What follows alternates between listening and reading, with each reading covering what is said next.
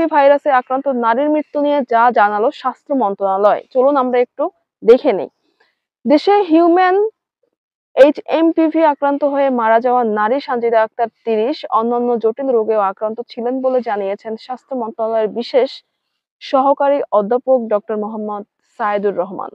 বৃহস্পতিবার ১৬ জানুয়ারি দুপুরে স্বাস্থ্য মন্ত্রণালয়ের সম্মেলন কক্ষে দেশে এইচএমপি ভাইরাসের সংক্রমণ পরিস্থিতি নিয়ে করা প্রেস ব্রিফিংয়ে তিনি এই তথ্য জানান।